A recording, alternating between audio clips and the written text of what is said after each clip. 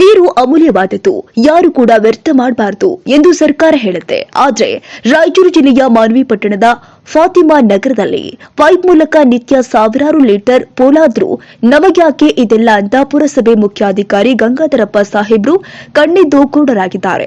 ಮಾನ್ವಿ ಪಟ್ಟಣದ ಜನತೆಗೆ ತಲುಪಬೇಕಾದ ನೀರು ನಿತ್ಯ ಪೋಲಾದ್ರೂ ಕೂಡ ಗಂಗಾಧರಪ್ಪ ಸಾಹೇಬ್ರು ಅದೇನು ಡ್ಯೂಟಿ ಮಾಡ್ತಾ ಇದ್ದಾರೆ ಎಂದು ನೀರು ಪೋಲಾಗುತ್ತಿರುವುದೇ ಸಾಕ್ಷಿಯಾಗಿ ಕಾಣುತ್ತೆ.